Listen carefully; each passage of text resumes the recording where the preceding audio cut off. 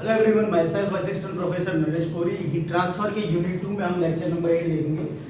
Fin के लिए when the heat losing at the tip point, heat dissipation through fin losing heat at the tip. Last two cases के अंदर हम लोगों ने ये देखा था कि फिन अगर इनफाइनाइटली लॉन्ग है तो हीट ट्रांसफर का क्या फॉर्मूला हो रहा है। सेकंड केस हम लोगों ने ये देखा था कि फिन के एंड पॉइंट के ऊपर जब इंसुलेशन मटेरियल लगा दिया है तब हम लोगों को क्या हीट ट्रांसफर मिलता है। And the last one, heat dissipation through fin losing heat at the tip.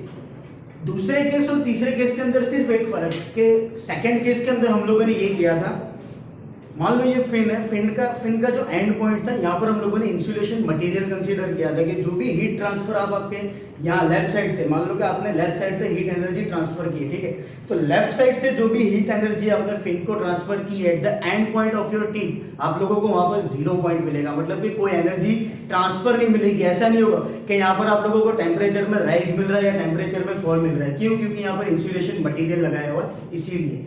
उससे उल्टा, उससे अलग चीज, fin losing heat at the tip point. Fin losing heat at the tip point में क्या होगा कि फिन का जो एंड पॉइंट है, फिन के एंड पॉइंट के बाद में फ्रॉम दिस पोर्शन हम लोगों को ये कंसीडर करना है कि फिन ने हीट एनर्जी लॉस कर दी है। फॉर एग्जांपल इसी फिन को पकड़ के चलते हैं। Let's say that from the left side you are transferring an heat energy to this fin at an around of rate for 20 kilojoule per second. Let's say what will happen from this area, ये जो end point होगा यहां से आपकी fin heat loss करना शुरू कर देगा। दो केस बन जाएंगे यहाँ पर। देखो, हीट ट्रांसफर के 3 मोड होते हैं, कंडक्शन, कन्वेक्शन एंड रेडिएशन। दो केस हम लोगों ने जो देखे वो दोनों केस के अंदर सिर्फ और सिर्फ कंडक्शन हो रहा था। क्यों? क्योंकि वो मोलिकुलर वाइब्रेशन के थ्रू हीट ट्रांसफर कर रहा था। यहां पर क्या हो रहा है, throughout the fin you are transferring a heat energy with the mode of conduction process and at the end point of your fin you are transferring a heat to the atmosphere with mode of your convection process। क्यों? क्योंकि convection process का meaning ये था कि heat transfer 2 different phases में होता है और आपके पास में यहाँ पर 2 डिफरेंट फेजेस है। आप लोगों की ये फिन, इसका and point, let's say that it is in contact with your it is in contact with the atmosphere. तो जो भी हीट एनर्जी फिन के एंड पॉइंट को मिल रही है वहां से ये हीट एनर्जी लॉस होगी एटमॉस्फेयर के अंदर। एटमॉस्फेयर के अंदर हीट एनर्जी कैसे लॉस होती है वो आप लोगों को पता है, because of the atmospheric air. क्योंकि हीट एक्सचेंज होगी, the temperature of your fin will be much higher with compared to your atmospheric condition. तो डेफिनेटली के जो एंड पॉइंट होगा वो हीट एनर्जी कंटिन्यूअसली लॉस करते जाएगा। तो ठंडी हवा, फेस चेंज हो गया, here you have the gaseous phase, और iron rod you have the solid phase. तो 2 डिफरेंट फेस के बीच में हीट ट्रांसफर हो रहा है, मतलब यहाँ पर कंडक्शन प्रोसेस, कन्वेक्शन प्रोसेस मिल रही है। और फिन के अंदर जो हीट ट्रांसफर कर रहे हो that is the conduction process, as you know, because of the definition that the molecular vibration की वजह से जो हीट ट्रांसफर हो रहा है। तो बाउंड्री कंडीशन, पहली बाउंड्री कंडीशन एज ऑलवेज दोनों केस के अंदर जो सेम थी वो यहाँ पर सेम होगी। For the initial condition when x is equal to 0 at that time t is equal to t0। तो ये बाउंड्री कंडीशन हम लोग हमारे जनरल हीट कंडक्शन इक्वेशन पर रखेंगे। दैट थीटा यानी t minus t है c1 e raised to mx plus c2 e raised to minus mx when x is equal to 0, initial condition, let's say that at that time the initial temperature is t0, हम value यहाँ पर रखेंगे t0 minus t है c1 e raised to m0 plus c2 e raised to minus m0। 0 power हो तो answer 1 बनेगा। सो t0 minus t जिसको हम थीटा 0 कंसीडर करते हैं, तो theta 0 is equal to c1 plus c2, equation number 1, जो तीनों केस के लिए नॉर्मल थी, कॉमन थी, स्टार्टिंग था इसीलिए। बाउंड्री कंडीशन सेकंड किस तरह से बनेगी? देखो, पहले केस में ये था कि इनफाइनाइटली लॉन्ग फिन थी तो हमारे पास में लेंथ नहीं थी और हम लोगों ने ये कंसीडर किया था कि temperature will be at the end point of your fin will be near about the atmospheric level. दूसरे केस में ये था कि एंड पॉइंट के ऊपर आप लोगों ने इंसुलेशन मटेरियल लगाया। इंसुलेशन मटेरियल लगाया मतलब वहां पर कोई हीट ट्रांसफर नहीं हो रही, ना कोई हीट ट्रांसफर हो रही है, ना कोई हीट ऐड हो रही है, ना कोई हीट लॉस हो रही है। Means we were considering for the second case that dt by dx is equal to 0, हम लोगों ने ये कंसीडर किया था। अभी थर्ड केस के अंदर क्या है, at the end point of your fin आप लोगों को 2 प्रोसेस मिल रही है। पहली प्रोसेस कि यहाँ पर कंडक्शन होगा थ्रू आउट योर फिन, ये पोर्शन पर आपको कंडक्शन मिलेगा, और जैसे ही फिन का एंड आएगा कि जिसका कांटेक्ट डायरेक्ट आप लोगों के एटमॉस्फेयर के साथ में, वहां पर हीट ट्रांसफर की वजह से आपको कन्वेक्शन मिलेगा। और law of conservation of energy, जितनी एनर्जी आप ट्रांसफर करोगे उतनी ही एनर्जी आप लोगों को आउटपुट में मिलेगी।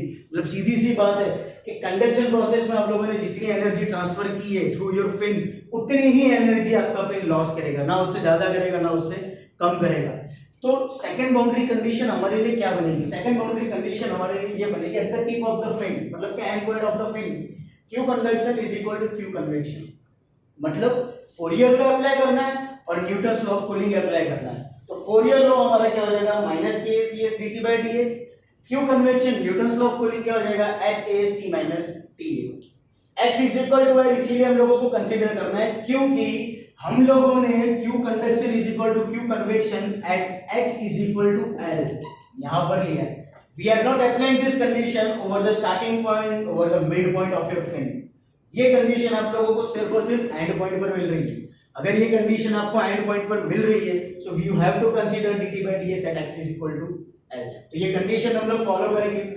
dt by dx when x is equal to L, इसको एज इट इज रहने दो, इज इक्वल टू, ये माइनस के नीचे चले जाएगा, इक्वल टू को इससे जब मल्टीप्लाई होगा तो न्यूमरेटर में से डिनोमिनेटर में आ जाएगा।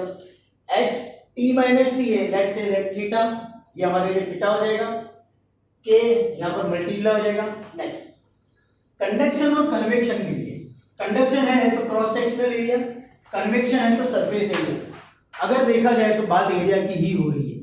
हम लोगों के पास में जो फिन है वो फिन का मटेरियल चेंज नहीं हो रहा है, फिन की साइज चेंज नहीं हो रही है, हीट ट्रांसफर का सिर्फ मोड चेंज हुआ है। मींस आप लोगों के पास में जो क्रॉस सेक्शनल एरिया मिला, आप लोगों को जो सरफेस एरिया मिला, बोथ एरिया इज सेम। अगर एरिया सेम है, both will be cancel out from the both side, दोनों के दोनों कैंसिल हो जाएगा। माइनस के हम लोगों ने इक्वल टू के इस साइड लेकर के आ गए डिनोमिनेटर में, माइनस के h हमारे पास में था t minus T is equal to theta dt by dx when x is equal to L। ये उसके लिए हमको वैल्यू मिल गई minus x theta upon k। ये वैल्यू हम हमारे मेन इक्वेशन, हमारे जनरल हीट कंडक्शन इक्वेशन में रखेंगे। दैट थीटा, थीटा मतलब t minus T is equal to c1 e raised to mx plus c2 e raised to minus mx dt by dx when x is equal to L। इसको हम लोग differentiate करेंगे x के respect में, m into c1 e raised to mx minus m c2 into e raised to minus mx। But dt by dx क्या है? dt by dx हम लोगों ने फाइंड आउट किया है at the end point of your fin length, मतलब कि x is equal to L के लिए। तो dt by dx when x is equal to L है, तो जहां जहां आपके इक्वेशन में x दिखेगा वहां पर आप लोग L रखोगे, द फिन लेंथ। m दोनों में कॉमन ले लो, c1 e raised to m, अभी x की वैल्यू हमारे L है, मतलब कि फिन की लेंथ है, तो c1 into e raised to m into L minus c2 into e raised to minus ml। But dt by dx when x is equal to L, उसकी value क्या आई थी इक्वेशन 2 के हिसाब से? Minus h theta upon k, minus h theta upon k। जो m हम लोगों ने कॉमन लिया था उसको इक्वल टू का लेफ्ट साइड लिया, मतलब वो डिनोमिनेटर में आ जाएगा। तो हमारी वैल्यू क्या बनी? c1 e raised to ml minus c2 e raised to minus ml is equal to minus h theta upon kn। तो ये हमारे लिए मान लो इक्वेशन नंबर 3 है। नेक्स्ट क्या करना है? जनरल हीट कंडक्शन इक्वेशन तो कुछ इस तरह से, मतलब कि ये theta is equal to c1 e raised to mx plus c2 e raised to minus mx when x is equal to L, मतलब कि ये ml हो जाएगा माइनस ml हो जाएगा। जो बाउंड्री कंडीशन रखते हैं, मतलब कि हमारे लिए जो जनरल हीट कंडक्शन इक्वेशन बनी वो ये बनेगी, theta is equal to c1 e raised to ml plus c2 e raised to minus ml। ये थीटा की वैल्यू हम यहाँ रखेंगे, थीटा की वैल्यू हम लोग रखेंगे हमारे इक्वेशन नंबर 3 में, मतलब c1 e raised to ml minus c2 e raised to minus ml is equal to minus h upon km as it is, minus h upon km as it is। Theta की value रखो c1 e raised to ml plus c2 e raised to minus ml। करना क्या है?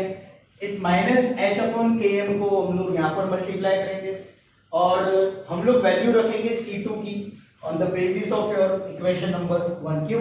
क्योंकि दो case के अंदर आप लोगों ने देख लिया कि इस इक्वेशन को सॉल्व करने का एक ही फंडा है, you have to find the values of your constant c1 and c2। C1 C2 find out करो, C1 C2 फाइंड आउट करने के बाद में टेम्परेचर ग्रेडियंट फाइंड आउट करो, टेम्परेचर ग्रेडियंट फाइंड आउट करने के बाद में on the basis of the Fourier law you can find the heat transfer for your conduction process, मतलब कि फिन के अंदर। तो ये हमारा स्टेप 1 है। हमको कांस्टेंट की वैल्यू फाइंड आउट करनी है, कोई भी एक कांस्टेंट को सब्जेक्ट हेड बना दो इक्वेशन नंबर 1 में से।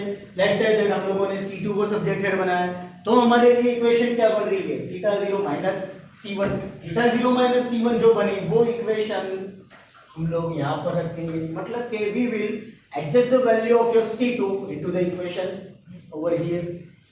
C1 e raised to ml as it is minus C2 की वैल्यू रखो theta 0 minus C1 into e raised to minus ml is equal to minus h upon k into C1 as it is C1 e raised to ml plus C2 की value theta 0 minus C1 into e raised to minus ml.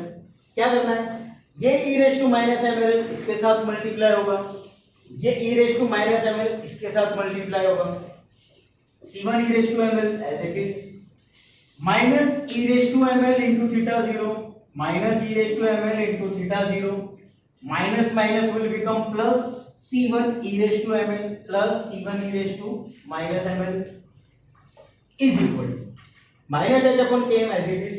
पहले bracket का solution करते हैं, C1 e raised to ml as it is plus theta 0 into e raised to minus ml theta 0 into e raised to minus ml minus C1 into e raised to minus ml minus C1 into e raised to minus ml आ गया. अब क्या करो, minus h upon km को इसके साथ multiply करो, ये आपका स्टेप तो एज इट इज रहेगा, C1 e raised to ml minus theta 0 into e raised to minus ml plus C1 e raised to minus ml is equal to, अब h upon km को हम लोग multiply करते हैं, minus h upon km into C1 e raised to ml, ठीक है, minus h upon km into theta 0 into e raised to minus ml minus minus will become plus h upon km into C1 e raised to minus. हमारे लिए important क्या है, हम लोगों को C1 की वैल्यू फाइंड आउट करनी है, ये h के ये सारी चीजें हमारे लिए इंपॉर्टेंट नहीं है, you have to find the value of your C1. तो C1 वाले जितने भी टर्म्स है उसको एक तरफ जाने दो और C1 के अलावा के जितने भी टर्म्स है उसको दूसरी तरफ जाने दो, मतलब इसको हम लोग मैथमेटिक्स की भाषा में बोलते हैं रीअरेंजिंग द टर्म्स. तो हम लोग टर्म्स को रीअरेंज करते हैं, C1 e raised to ml as it is plus C1 e raised to minus ml as it is h upon km into C1 e raised to minus ml, minus में आ जाएगा, equal to के left side आ रहा है मतलब ये minus हो जाएगा, minus h upon km C1 e raised to minus ml minus h upon km C1 into e raised to ml minus में इक्वल टू के लेफ्ट साइड आएगा तो वो प्लस हो जाएगा, plus h upon km into C1 e raised to ml बचा गया हमारे पास. ये theta 0 e raised to ml को इक्वल टू के राइट साइड में ले आओ, माइनस है तो वो प्लस हो जाएगा, plus theta 0 e raised to minus ml minus h upon km into theta 0 into raised to minus ml. तो ऑलरेडी था, करना क्या है, C1 फाइंड आउट करना है, C1 को इन चारों में से कॉमन ले लो, C1 को कॉमन ले लो, आपके पास वैल्यू क्या बनेगी, e raised to ml plus e raised to minus ml, e raised to ml plus e raised to minus ml, ये हमारे लिए एक टर्म हो गया, प्लस इन दोनों में h upon km कॉमन है, C1 तो बाहर निकल गया, ठीक है, C1 चारों चार टर्म्स में कॉमन था तो C1 हम लोगों ने बाहर निकाल लिया, बाकी के टर्म्स को अरेंज करते हैं, e raised to ml plus e raised to minus ml ये हमारे लिए एक स्टेप हो गया. अभी h upon km minus h upon km की बारी, h upon km दोनों में से कॉमन निकाल लो, बचा क्या e raised to ml क्योंकि C1 यहाँ पर कॉमन हो चुका है, minus e raised to minus ml फिर से C1 यहाँ पर कॉमन हो चुका है और h upon km इन दोनों स्टेप के साथ में मल्टीप्लिकेशन में तो यहाँ पर आ जाएगा. For your right side theta 0 दोनों में कॉमन है, बाहर निकाल लो, e raised to minus ml common है, बाहर निकाल लो, बचा क्या यहाँ पर 1 minus h upon km. C1 चाहिए, मल्टीप्लिकेशन में इक्वल टू में राइट साइड ले आओ, न्यूमरेटर में था तो वो डिनोमिनेटर में चले जाएगा, means you will get the value of your C1. C1 की वैल्यू क्या बनेगी, C1 is equal to theta 0 e raised to minus ml into 1 minus h upon km divided by e raised to ml plus e raised to minus ml bracket complete plus h upon km into e raised to ml minus e raised to minus ml. C1 की value मिल गई, जैसे C1 की value मिली अब उसी तरह से हम लोग C2 की वैल्यू फाइंड आउट करेंगे. आप लोग ये इक्वेशन भी फॉलो कर सकते हो, इस इक्वेशन को फॉलो करो, बोथ आर सेम, वैल्यू रख देते हैं हम लोग इसके अंदर, C2 is equal to theta 0 minus C1 है, C1 की वैल्यू क्या मिली थी, C1 की value theta 0 as it is minus, अभी C1 की वैल्यू रखते हैं, C1 की वैल्यू क्या है theta 0 into raised to minus ml into 1 minus h upon km divided by e raised to ml plus e raised to minus ml plus h upon km into e raised to ml minus e raised to minus ml. Simplification करते दोनों में से theta 0 हम common ले लेंगे, अगर आप theta 0 common ले रहे हो तो डेफिनेटली यहाँ पर सिर्फ 1 बचेगा, 1 माइनस फिर आपका ये पूरा स्टेप एज इट इज आएगा, मतलब कि 1 के डिनोमिनेटर में कुछ भी नहीं है, 1 के डिनोमिनेटर में कुछ नहीं है तो आप इसका एलसीएम लोगे, तो this thing, this denominator will multiply with your 1। इसको हम लोग दूसरी भाषा में क्रॉस मल्टीप्लिकेशन भी बोल सकते हैं। एलसीएम है, एलसीएम तो सबको आता ही। ये एलसीएम आप लोग 1 के साथ मल्टीप्लाई करोगे तो वैल्यू क्या बनी, e raise to ml minus था इसके लिए, ठीक है, e raise to ml minus e raise to minus ml plus h upon km e raise to ml minus h upon km e raise to minus ml plus e raise to minus ml plus h upon km e raise to minus ml। ये जो negative sign है, इस negative sign के साथ हम इसको पूरा multiply करके सिंपलीफाई कर देंगे। सिंपलीफिकेशन करोगे तो आपको ये वैल्यू मिलेगी जो मैंने अभी बोला। सिंपलीफाई करो और भी ज्यादा, minus E raise to minus M L plus E raise to minus M L, sign change, दोनों को कट आउट कर दो, minus H upon K M E raise to minus M L plus H upon K M E raise to minus M L, दोनों की value same है, cut out कर दो, बचा क्या, theta 0 into E raise to M L plus H upon K M E raise to M l divided by e raised to ml plus e raised to minus ml plus h upon k m into e raised to ml minus e raised to minus ml। Value रखते हैं c2 is equal to theta 0 जो मैंने अभी value बोली वही। इन दोनों equation में से e raised to ml आपका कॉमन आएगा, c2 is equal to theta 0 e raised to ml common into 1 plus h upon kn divided by e raised to ml plus e raised to minus ml plus h upon kn e raised to ml minus e raised to minus ml। ठीक है, मतलब c1 और c2 जो constant की value हम लोगों को find out करनी है वो वैल्यू हम लोगों ने फाइंड आउट कर ली। c1 हम लोगों को इक्वेशन नंबर 4 के बेस पर मिल गया, c2 हम लोगों को इक्वेशन नंबर 5 के बेस पर मिल गया।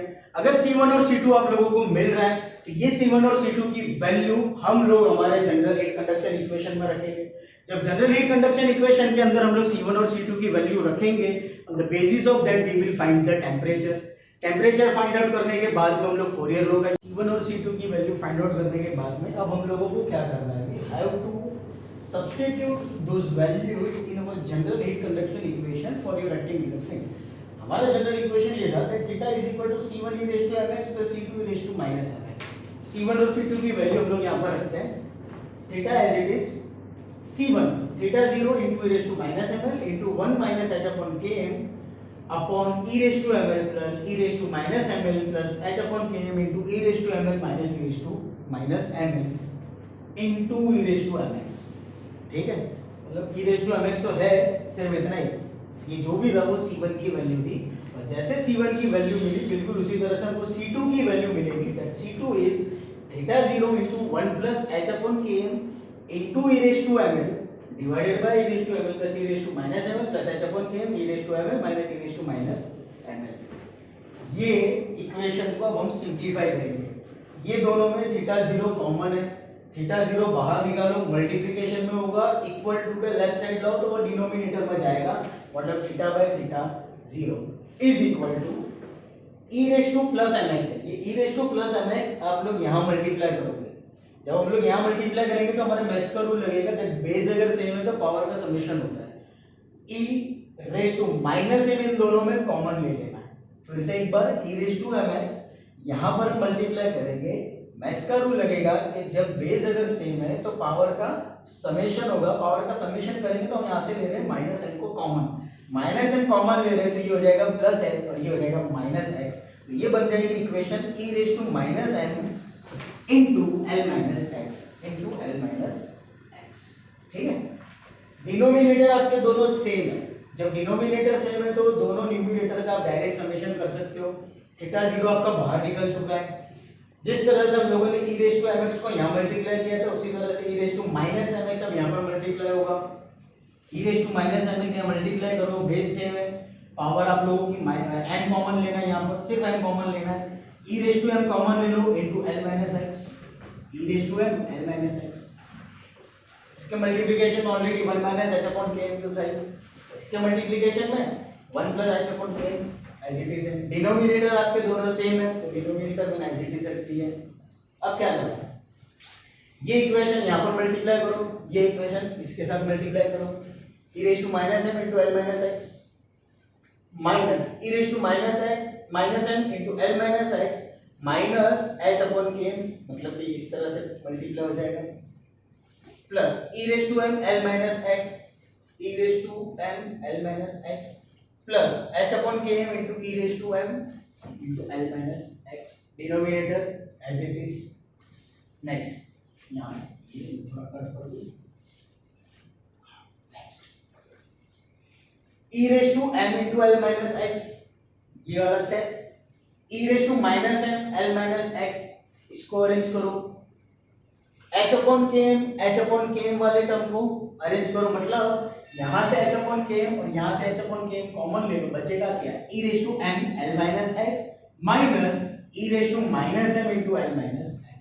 ठीक है, इक्वेशन हमारे कुछ इस तरह से बनेगी कि h upon km वाले टर्म हम लोग एक तरफ ले जाएंगे और e raised to वाले टर्म हम लोग एक तरफ ले जाएंगे, टर्म्स की रीअरेंजिंग करेंगे हम लोग, कि हम लोगों ने टर्म्स को रीअरेंज कर दिया है। रीअरेंज करने के बाद क्या करना है, न्यूमरेटर और डिनोमिनेटर दोनों को 2 से डिवाइड कर दो, तो दोनों को हम लोग 2 से डिवाइड करेंगे तो यहाँ पर भी आएगा डिवाइडेड बाय 2 और यहाँ पर भी आएगा divided by 2, over here divided by 2 and over here divided by 2, मतलब ये हाइपरबोलिक फंक्शन बनेगा जो मैथ्स का रूल आता था। तो ये हमारे लिए बन जाएगा cos hyperbolic m l minus x, क्यों, क्योंकि यहाँ पर प्लस है, जैसे यहाँ पर प्लस है वैसे यहाँ पर माइनस है, अगर ये माइनस है तो ये हो जाएगा sin hyperbolic m l minus x, over here this will become as sin hyperbolic ml and over here it will become cos hyperbolic ml। ठीक है, थीटा की वैल्यू t minus t है, थीटा 0 की वैल्यू t0 minus t है। अब क्या है, हम लोगों को q फाइंड आउट करना है, q फाइंड आउट करना है तो जनरल हीट कंडक्शन इक्वेशन रखेंगे माइनस के a cs dt by dx find out करना है, तो आप इसको डिफरेंशिएट कर सकते हो, हमारे t minus t वाले इक्वेशन को डिफरेंशिएट कर सकते हो लेंथ के रिस्पेक्ट में, तो हम लोग इसका डिफरेंशिएशन करेंगे। ये t0 minus t है, मतलब कि जो थीटा 0 है वो यहाँ पर क्रॉस मल्टीप्लाई हो जाएगा, मतलब कि न्यूमरेटर में जाएगा, as you can see over here. उसको हम लोग इस इक्वेशन को हम लोग पूरा डिफरेंशिएट करेंगे x के रिस्पेक्ट में, dt by dx, t ये तो आपका कांस्टेंट है जो पहले भी मैंने समझाया था, वो 0 हो जाएगा, dt by dx is equal to theta 0 आपके मल्टीप्लिकेशन में will remain as constant, cos hyperbolic m l minus x, cos hyperbolic का डिफरेंशिएट होगा sin hyperbolic m l minus x और माइनस x का डिफरेंशिएट होगा -1, मतलब कि माइनस m इसके मल्टीप्लिकेशन में है तो m आपका कांस्टेंट आएगा, माइनस x का मल्टीप्लिकेशन -1 मतलब कि माइनस m बनेगा, तो इसका डिफरेंशिएशन बनेगा -m sin hyperbolic m into l minus x। यहाँ पर sin hyperbolic m l minus x है तो उसका डिफरेंशिएशन बनेगा cos hyperbolic m l minus x, m आपका मल्टीप्लिकेशन में x के साथ तो m आपका कांस्टेंट आएगा, माइनस x का डिफरेंशिएशन -1 बनेगा तो ये प्लस साइन आपकी हो जाएगी फिर माइनस में, डिनोमिनेटर आपका कांस्टेंट है will remain as it is, तो हम लोगों ने कांस्टेंट छोड़ दिया। नेक्स्ट, ये जो dt by dx हम लोग फाइंड आउट करते हैं वो हमारी इनिशियल कंडीशन के बेस पर होता है, क्योंकि वहीं से हम लोगों ने हीट ट्रांसफर की शुरुआत की थी, तो we will consider from the starting point, let's say that dt by dx at x is equal to 0, ये dt by dx x is equal to 0 consider करेंगे। हमारी इक्वेशन में जहां भी x हमको दिख रहा है वहां हम लोग 0 रखेंगे, 0 रखोगे -m और ये -m कॉमन ले लो, थीटा 0 आपका एज इट इज है, sin hyperbolic m l minus x की वैल्यू 0 है तो वो आपकी नेगलेक्ट हो जाएगी, मतलब ये बना sin hyperbolic ml, minus sine आप लोगों ने कॉमन ले लिए, it will become plus h upon km cos hyperbolic ml divided by, यहां पर तो कोई x है नहीं तो डिनोमिनेटर आपका एज इट इज। अब क्या करो, ये जो dt by dx की वैल्यू मिली वो हम लोग हमारे इक्वेशन फोरियर फ्लो के अंदर रखेंगे, मतलब q is equal to minus k/s dt by dx where x is equal to 0, q is equal to minus k/s as it is, ये dt by dx की पूरी वैल्यू है, ये dt by dx की वैल्यू हम लोगों ने यहाँ पर रख दी, ये तो dt by dx की वैल्यू मिली है, इसको और सिंपलीफाई करते हैं, m की वैल्यू होती है √hp/k/s, जब आप hp/k/s रूट में रखोगे तो √k/s will be cancel out, √hp/k/s आप लोगों को मिलेगा, थीटा 0 का मतलब होता है t0 - t है, न्यूमिनेटर और डिनोमिनेटर, यहाँ पर क्या करो, न्यूमिनेटर और डिनोमिनेटर दोनों को cos हाइपरबोलिक ml से डिवाइड कर दो। cos हाइपरबोलिक ml से डिवाइड करोगे तो it will become tan hyperbolic ml plus h upon km as it is. cos hyperbolic ml आपका कैंसिल हो गया, मतलब आंसर आएगा आपका 1 तो लिखो ना लिखो कोई फर्क नहीं पड़ता है, divided by over here cos hyperbolic आप लोगों का डिवाइड हो चुका है, यहाँ पर 1 आ जाएगा plus h upon km sin hyperbolic ml divided bye cos hyperbolic ml, मतलब हो जाएगा tan हाइपरबोलिक ml। ठीक है, हमारा फाइनल इक्वेशन आ गया। For heat transfer purpose, heat dissipation through fin losing heat at the tip, final equation हमारी ये बन रही है that q is equal to under root of hp k is T0 minus Ta into tan hyperbolic ml plus h upon k divided by 1 plus h upon k into tan hyperbolic ml। सवाल GTU में 7 marks का है, 110% आएगा, आप लोगों को करना ही करना है ये क्वेश्चन। इसमें थियरी के चांसेस ही ज्यादा है, इसके बेस पर कभी भी एग्जांपल नहीं आए। ठीक है, तो ये थियरी को आप लोगों को छोड़ना नहीं है, ये थियरी आप लोगों की बेसिक फंडा है, ये थियरी आप लोगों के लिए इंपॉर्टेंट है, तो इसको करना, इसको छोड़ना मत। आई होप कि आपको समझ में आया होगा। अगर कोई क्वेश्चन हो तो आप मुझसे जरूर पूछिएगा। Thank you so much.